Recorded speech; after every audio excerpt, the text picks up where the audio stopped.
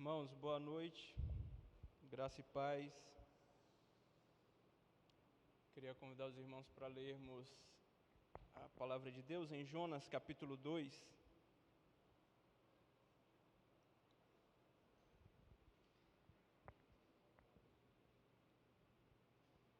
Jonas, o capítulo 2.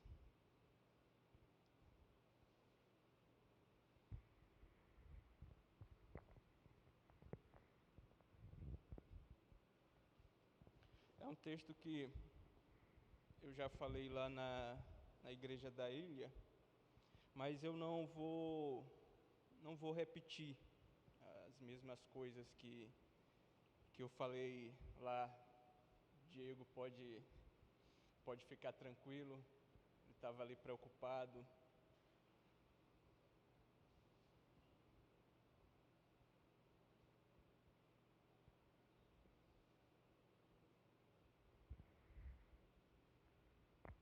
Diz assim o texto: Então Jonas do ventre do peixe orou ao Senhor, seu Deus, e disse: Na minha angústia clamei ao Senhor, e Ele me respondeu.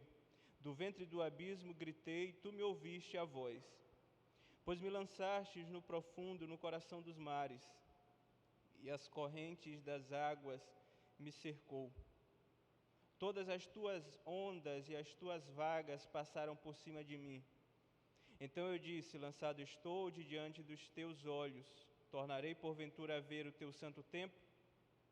As águas me cercaram até a alma, o abismo me rodeou, e as algas se enrolaram na minha cabeça. Desci até os fundamentos dos montes, desci até a terra, cujos ferrolhos se correram sobre mim para sempre. Contudo fizeste subir da sepultura minha vida, ó Senhor meu Deus. Quando dentro de mim desfalecia minha alma, eu me lembrei do Senhor e subiu a ti a minha oração no teu santo templo. Os que se entregam à idolatria vã abandonam aquele que lhes é misericordioso. Mas com a voz do agradecimento eu te oferecerei sacrifício. O que votei pagarei, ao Senhor pertence a salvação. Falou, pois, o Senhor ao peixe, e este vomitou a Jonas na terra. Amém. Então, o livro de Jonas, o livro do profeta Jonas, é um livro que ele não conta oráculos, ele não narra as profecias de um profeta. Na verdade, ele narra a história de um profeta que não quer pregar para uma cidade pagã, a cidade de Nínive. E essa história, como eu disse ao falar do capítulo 1, na verdade é a história do Deus gracioso, do Deus que quer salvar aqueles que se distanciam dele. Ele salva o profeta e também salvará a cidade de Nínive, salvará os ninivitas através da proclamação da mensagem de Jonas. Jonas prega aos ninivitas e eles vão se arrepender. E a gente viu que Jonas, ele está em Israel, Deus o comissiona, Deus diz para Jonas: dispõe-te e vai a Nínive. Porém, Jonas, ele se dispõe para ir na direção oposta, ir para Tarsis, e não cumprir aquilo que Deus lhe ordena. Então ele entra num barco, vai de Jope em direção a Tarsis, mas no meio do caminho vem uma grande tempestade. Nessa tempestade, os marinheiros descobrem que é Jonas o causador daquela grande tempestade, porque ele estava fugindo do Deus que era criador dos céus e da terra. Então ele é lançado ao mar. Jonas é lançado ao mar.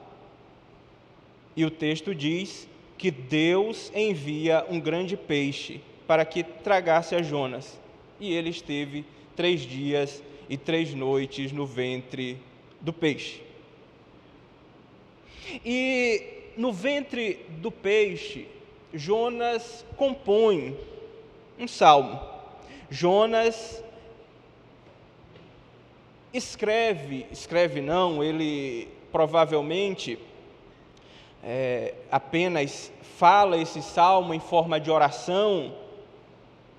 Ele ora ao Senhor um salmo, e esse salmo é um salmo de ações de graças, é um salmo de agradecimento. O salmo de Jonas não é um salmo de lamento, não é um salmo em que ele está se lamentando por alguma coisa.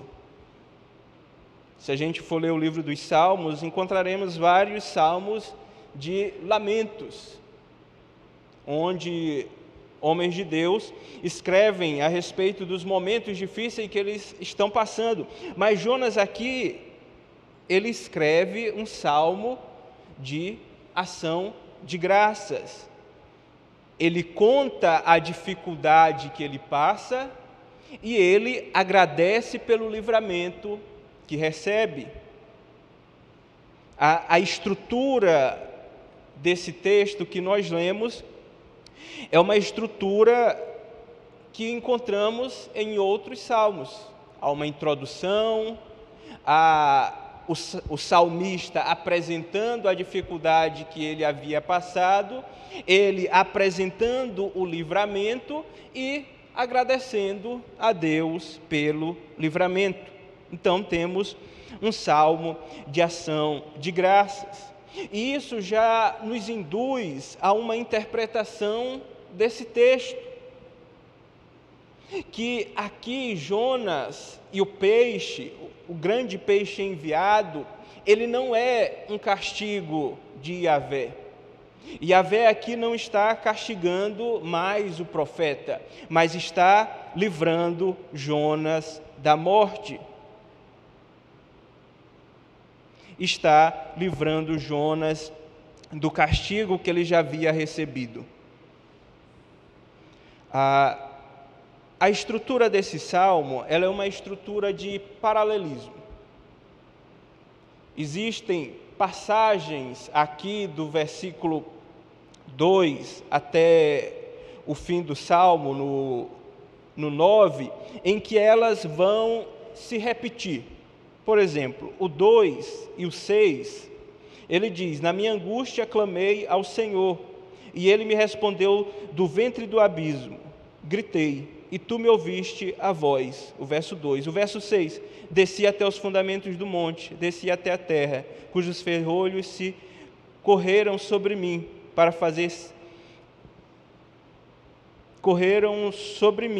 sempre. Contudo fizeste subir da sepultura a minha vida, ó Senhor, meu Deus. São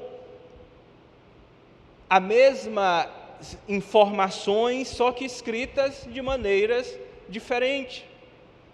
O verso 2, 3 e o 5 também, e temos o refrão, que vai do 7 ao 9. Mas existe um versículo que fica no meio dessa estrutura, um versículo que é o foco desse salmo, que é para onde o salmista quer que nós olhemos, que é Jonas. Jonas quer que nós olhemos para o verso 4. Esse é o verso central desse salmo de ação de graça. E ele diz no verso 4, então disse, lançado estou de diante dos teus olhos, tornarei porventura a ver o teu santo templo? Aqui, o que era importante para Jonas era mostrar que ele estava excluído da presença de Deus. Eu me fiz excluído. Seria uma tradução mais próxima daquilo que Jonas está dizendo. Jonas se excluiu da presença de Deus. E ele pergunta: será que tornarei a ver o teu santo templo? E a resposta é sim. E é por isso que ele vai apresentar as suas ações de graça, o seu louvor a Deus. Jonas se exclui da presença de Deus em uma descida. Primeiro ele desce a Jope, no verso 3 do capítulo 1. Depois ele desce ao porão do navio, capítulo 1 e o verso 5. Depois ele é lançado ao mar, capítulo 1, verso 15. E ele finalmente vai ao ventre do peixe, que leva ele até o mais profundo, nos fundamentos dos montes.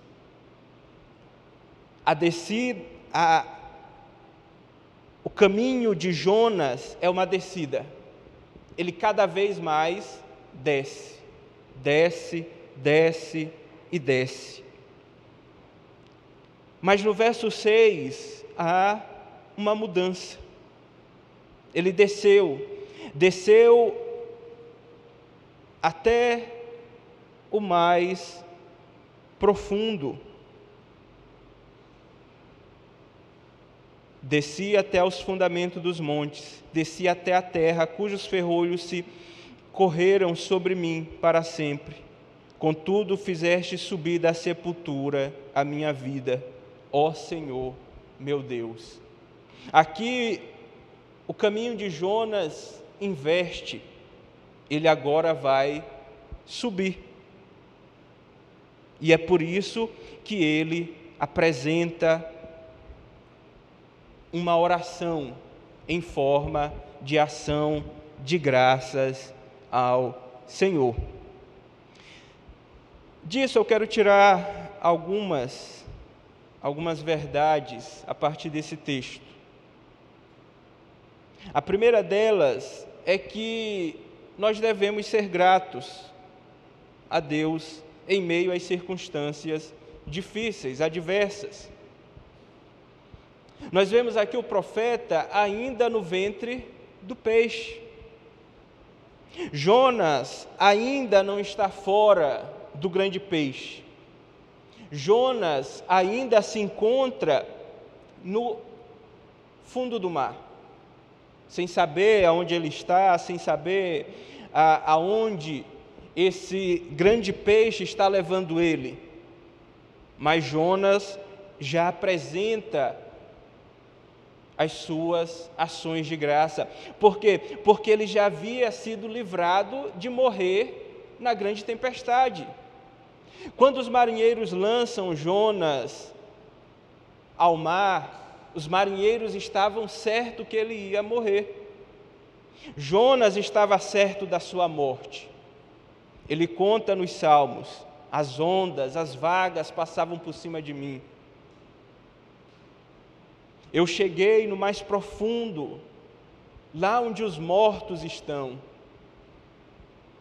Mas ele foi salvo por Yahvé, e por isso ele apresenta as suas ações de graça.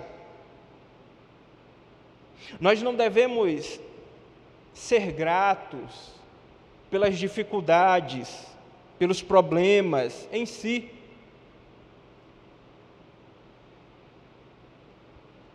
Muitas pessoas acham que nós devemos agradecer a Deus pelos problemas em si, só pelo fato de estar passando por problema, já é uma coisa boa, mas não é isso que a Bíblia nos ensina. A Bíblia vai nos ensinar que nós devemos ser gratos pelas dificuldades, pelos problemas, porque Deus está conosco, e porque dentro dessas circunstâncias, Deus está no controle de todas as coisas. Como Paulo vai ensinar em Romanos, que todas as dificuldades, tudo aquilo que passamos, está acontecendo para o nosso próprio bem. E esse bem é nos tornar segundo a imagem de seu Filho, Jesus Cristo.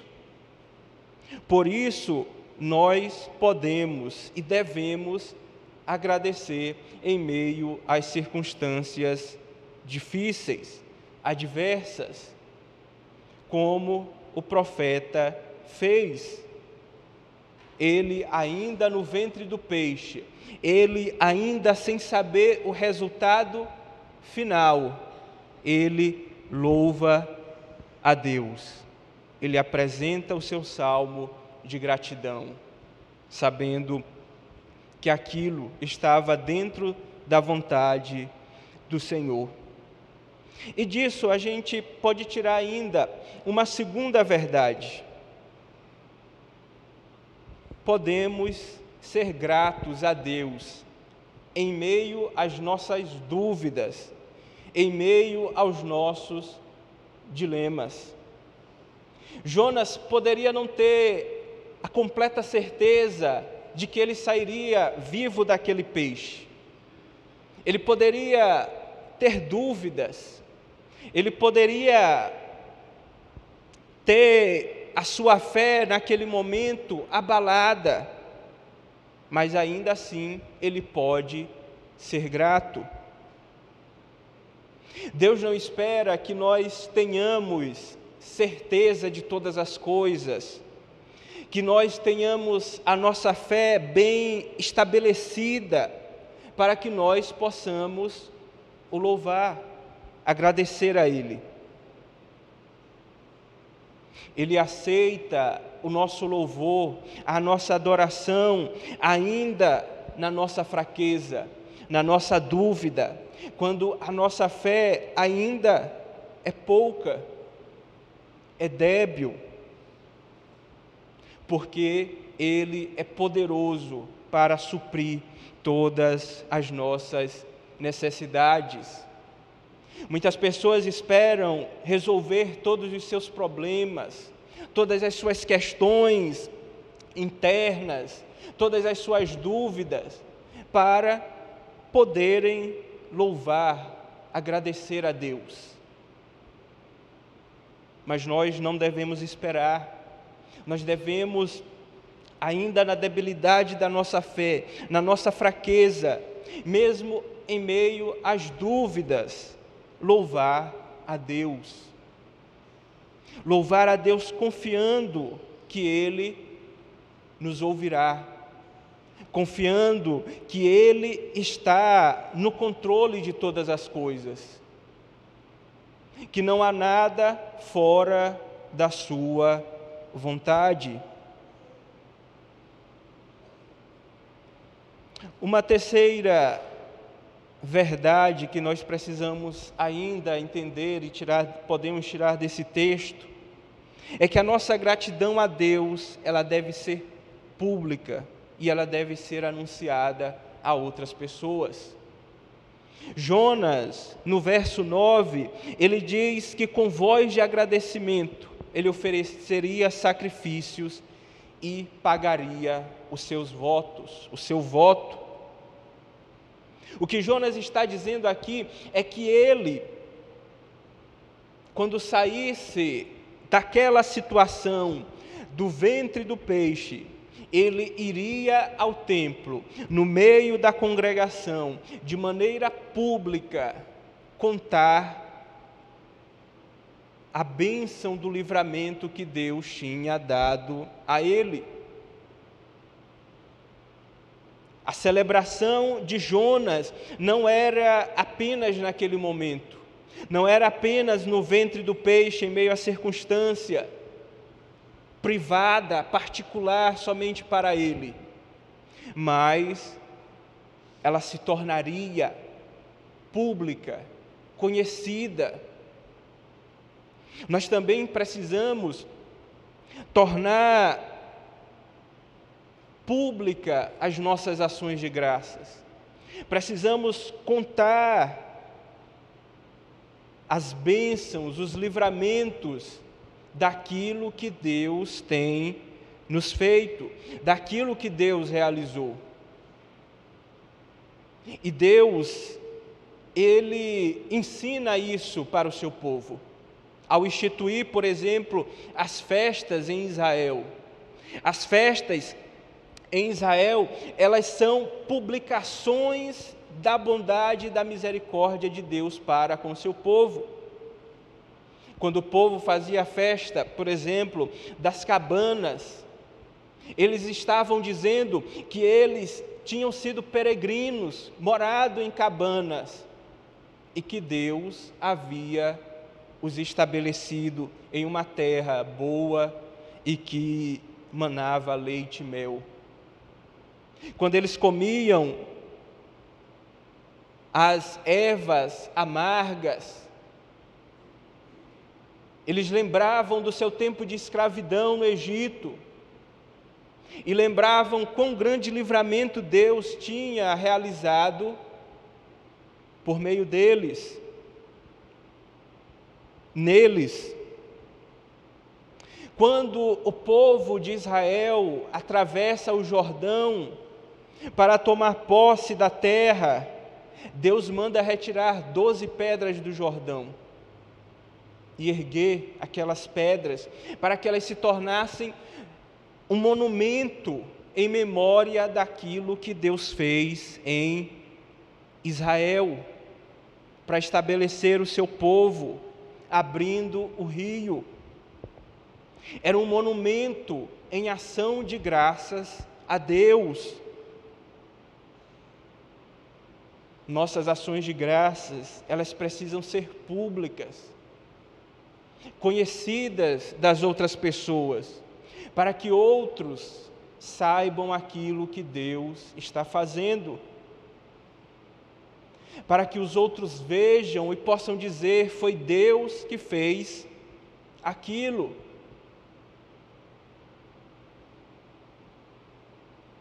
Por exemplo, presbítero Estélio e Sheila, o nascimento de Samuelzinho foi um grande milagre. Eles contam isso, todo mundo, acho que aqui conhece essa história. Eles poderiam esconder essa história, eles poderiam não dizer nada, eles poderiam guardar isso para si. E a gente olhar para Samuelzinho aí que já tem agora 18 anos, não sei nem se pode continuar chamando assim, e achar natural, normal, ter Samuelzinho aqui no nosso meio.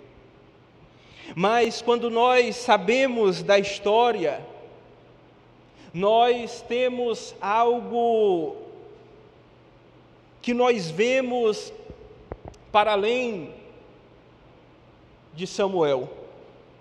Nós vemos a graça de Deus, nós vemos a misericórdia de Deus, que Deus realizou algo que ninguém poderia realizar. Samuelzinho é como aquelas pedras que foram tiradas do Rio Jordão, é um monumento em ação de graças ao Senhor. E muitas vezes nós não conseguimos perceber essas coisas, não conseguimos perceber porque às vezes não falamos, às vezes não contamos. Não há uma prática, muitas vezes no nosso meio, em contar aquilo que Deus realizou, aquilo que Deus fez. Mas precisamos fazer como o profeta Jonas promete fazer: apresentar sacrifícios ao Senhor e cumprir os seus votos no meio da congregação, no meio do povo. Salmo 116, ele vai mostrar isso de maneira mais claramente. Quando o salmista diz que ele beberia o cálice da salvação, e diz que ele apresentaria no meio da congregação louvores ao Senhor, cumpriria os seus votos, para que todos pudessem ver. Devemos ser gratos a Deus em meio às circunstâncias adversas, em meio às nossas dúvidas, tornar pública a nossa gratidão. E, para concluirmos, a ação de graça que nós devemos tornar mais pública do que todas as outras é ações de graça pelo Evangelho de Jesus Cristo, por aquilo que Deus realizou em seu Filho Jesus, por nós. Nós devemos tornar conhecido aquilo que o Evangelho fez em nós. Ao proclamarmos este Evangelho, nós estamos tornando pública as nossas ações de graça por aquilo que Deus fez de melhor conosco, nos dando a graça da salvação. Não podemos esconder isso, não podemos nos omitir nesta questão. Como Jonas disse aqui no verso 9, ao Senhor pertence a salvação. A salvação não pertence a nós, ela nos foi dada gratuitamente,